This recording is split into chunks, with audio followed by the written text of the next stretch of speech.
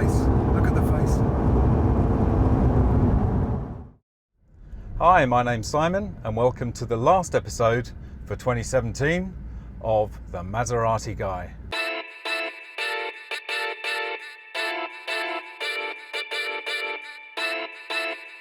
So the first thing I need to do is to bring you up to speed with what's been going on. Again, I have to apologise for not putting out any videos in the last couple of weeks.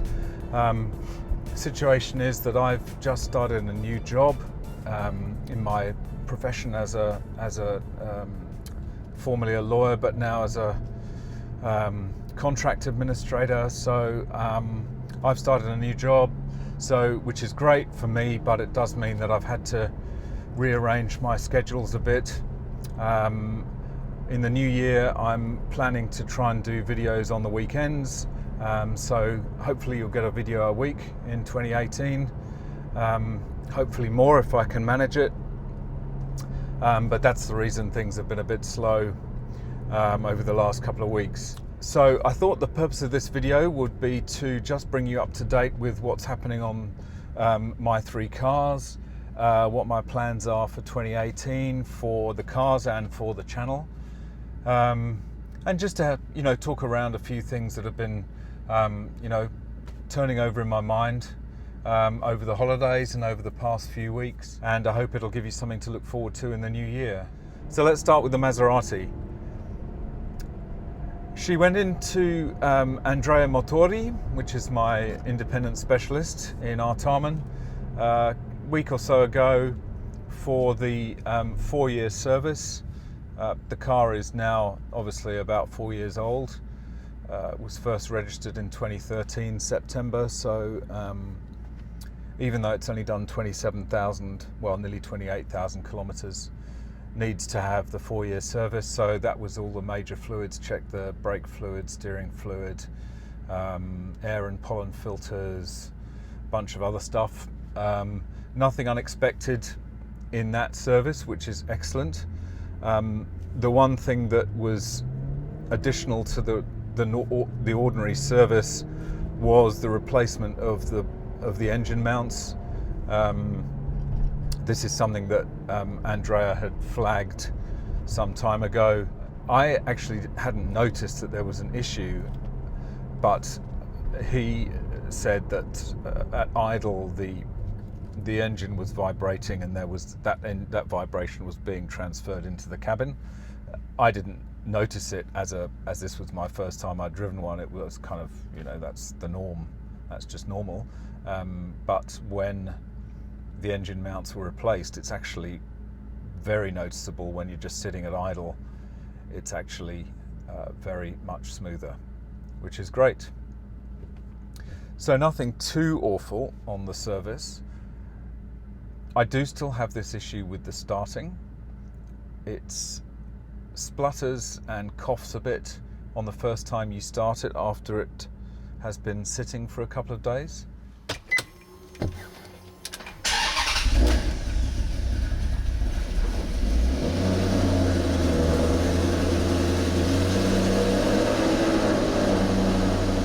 Ooh, what's that?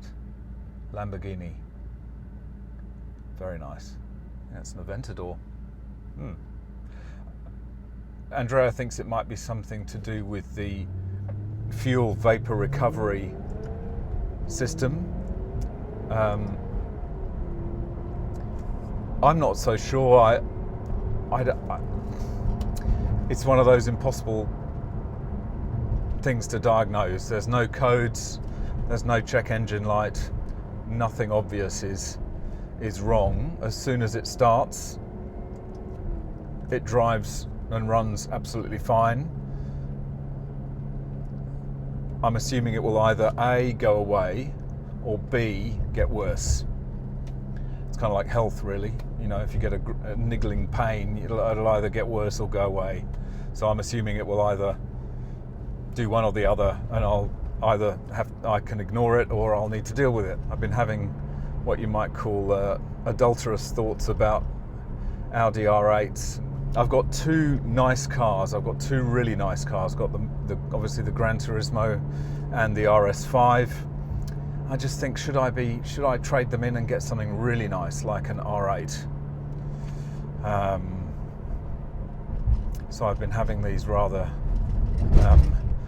disloyal thoughts about switching to an R8. You might recall in one of my earliest videos, actually, when we welcomed the Gran Turismo, it was one of the issues I battled with. Should I have something that was reliable but a little bit more familiar, like the Audi DNA? I'd be familiar with the cockpit and everything in it. Or should I go for something a little bit more exotic? And in the end, I thought the Maserati fitted the bill better. I think it was more exciting than the R8, but I don't know. So I've had those little thoughts going around in my head. I don't think I'm going to do anything about it. Certainly not in the next 6 months. I'll keep the Maserati for a year and then review it at the end of that year. Obviously, my channel is Maserati Guy. Kind of defeats the objective if we end up not having a Maserati in the garage. But obviously that's secondary to the choice. I'd be interested. Anybody's got some thoughts on that particular suggestion? Selling the Maserati, selling the RS5 together, and buying an R8. Let me know in the comments. I'd be grateful for some input. I know they're very different cars. I know the R8 is more of a true sports car. It's only got 2 seats. It's got no luggage space. It's impractical in that respect, but also probably has more of a daily drivability than the Maserati. I'm not sure. I don't know. Maybe it wouldn't. So I'd be very grateful for any input from you in the comments. On the RS5 front, I have put in an order for an AWE tuning aftermarket exhaust. Now, I've been thinking about putting on a new exhaust on the RS5 for a while. The stock is not bad, but it's a bit tame. I think there's room for improvement. My specialists, City Performance, also in Artarmon, I put in a query to them about options for aftermarkets on the cab, on the RS5 Cabriolet. Apparently there's only the AWE. I was thinking of Miltech or Capristo or one of those other well-known makes, but apparently they only do them for the coupe, so they wouldn't work with my Cabrio. So the recommendation is to go with the AWE tuning version. Now there's there are 3 versions of that exhaust. There's a Touring, a Track, and a Track Extreme. I believe the Touring and the Track are basically the same, except for the headers, one of which the Touring is resonated, so it reduces the noise. The Track is straight piped, so it's more aggressive noise.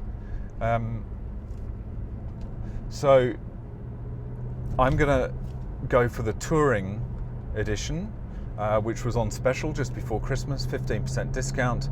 So that worked out to be just over $4,000. The fitting will be about $600, and I should be able to get that installed towards the end of January, beginning of February. And I'm looking forward to that. And one of the advantages of the AWE system is that because the rear section is basically the same between the Track version and the Touring version, if you think you want to go a bit more hardcore, you don't have to change the rear section. You can just change the front section to the non-resonated version. So that gives me a lot of options there. So yeah, looking forward to hearing that. I've seen some videos on YouTube demonstrating this particular exhaust. It's not crazy, but it does add a little bit of more aggressive tone to the stock RS5 exhaust, which is quite tame, really.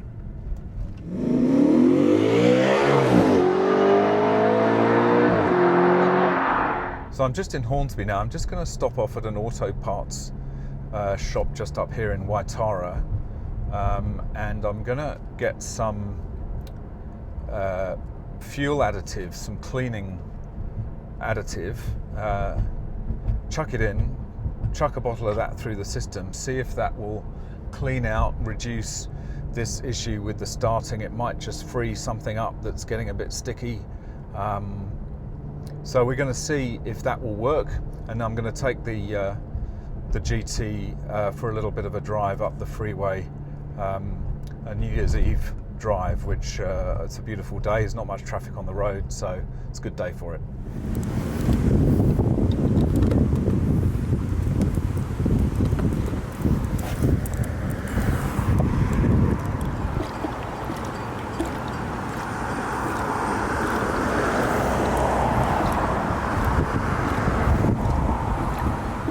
So just put some fuel additive in. I'm just going to do a deep clean of the fuel system, see if that will loosen up any sticky valves or any gummed up components that might be causing this spluttering on starting. Won't do it any harm, will probably do it a bit of good. Might not fix it, but if it does, great. If it doesn't, whatever.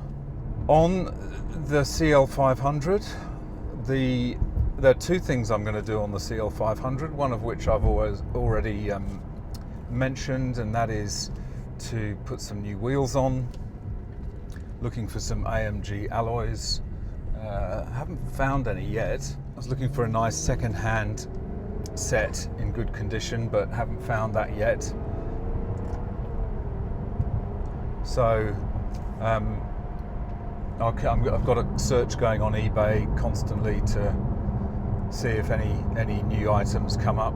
So we're just going to go for a quick blast up the freeway, just to enjoy the Maserati in the GT mode. Not that I'm going anywhere, it's just a bit of fun really.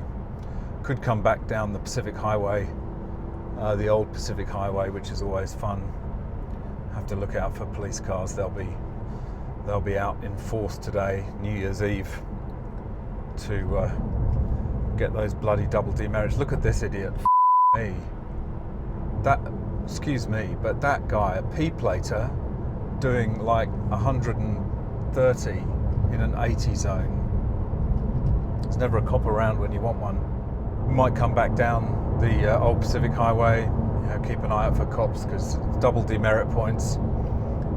Those of you watching who are not in Australia, we have a demerit point system, which basically if you get more than 12 demerits, you lose your license.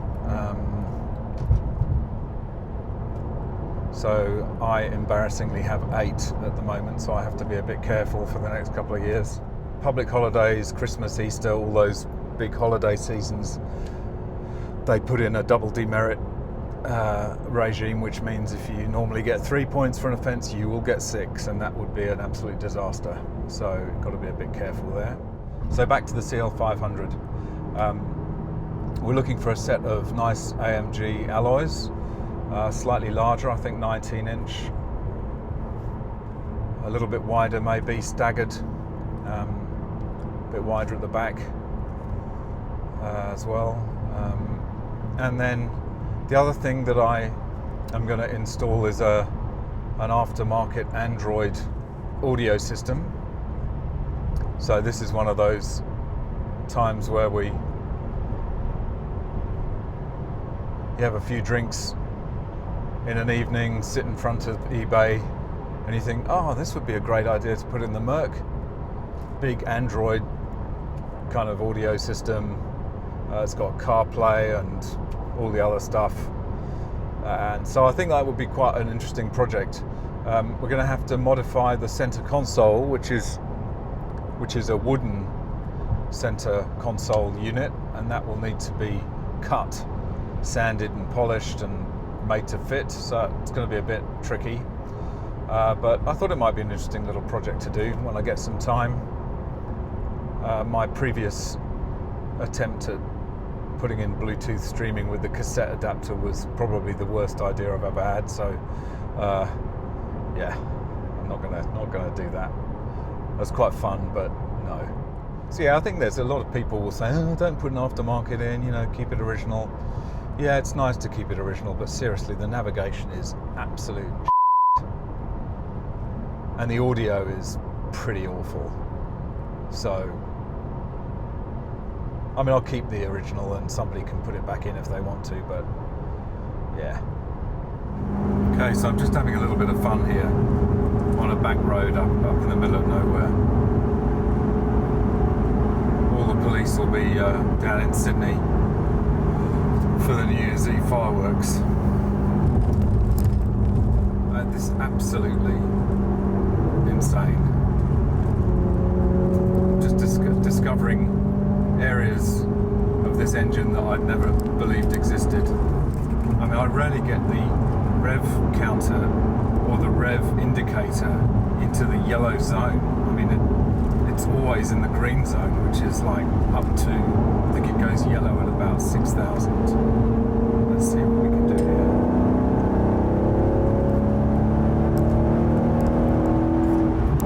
No, that's still just in green, and I'm doing 140.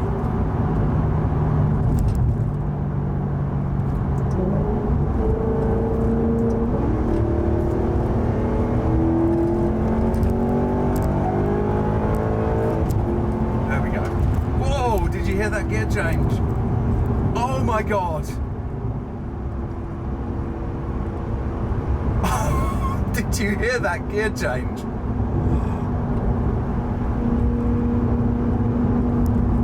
Oh my god! Yes, I know, Mr. Waze. Here we go. Let's try again.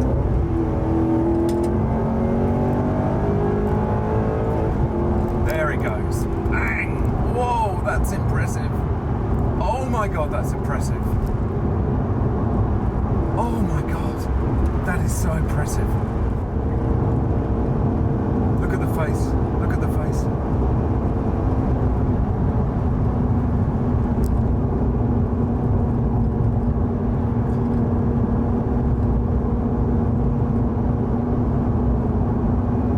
I actually feel a bit sick. It's quite funny.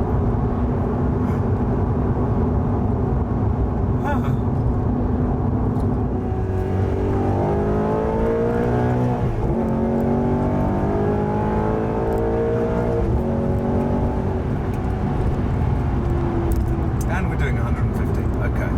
Alright, we need to be very careful here. Oh my god. That is insane. Right, I think we understand what this car's about now. Finally. It was kind of like when I first took my RS5 onto a back road and got it up in the 6,000-7,000 range. It was kind of like, now I get it. Now I get it. Wow. My eyes are watering.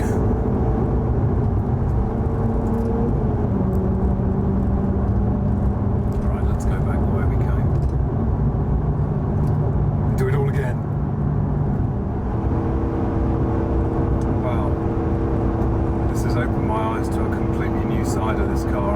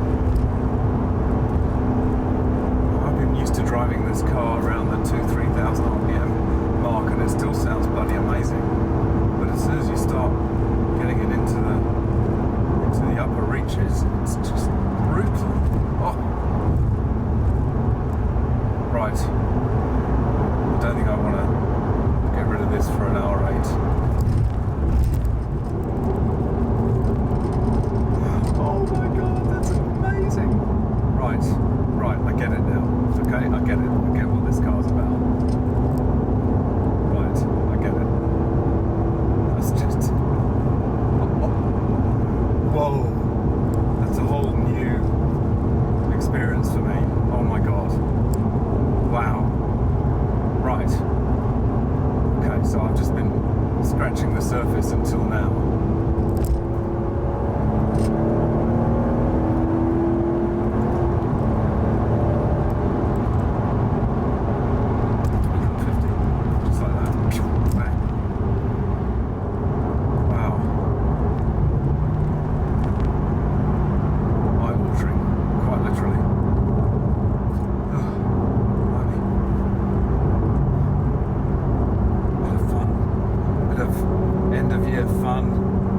So that's brought you up to date with everything that's going on with the three cars.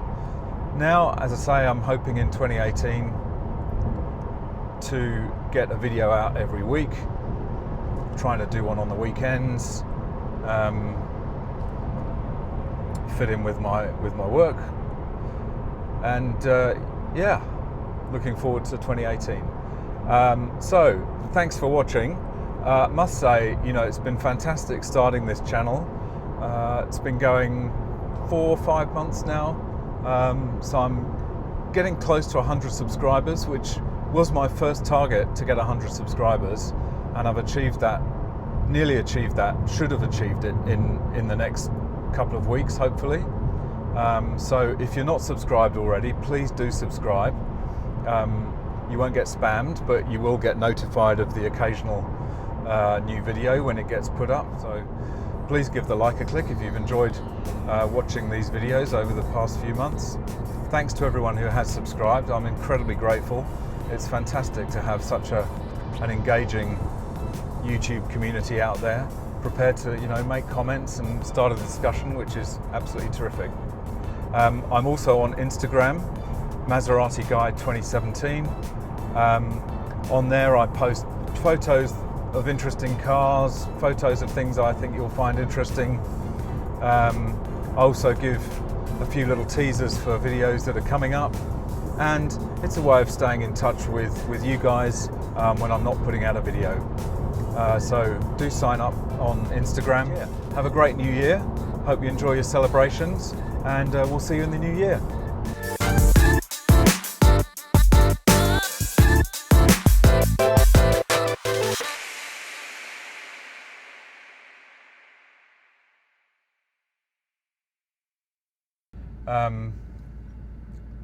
Stop saying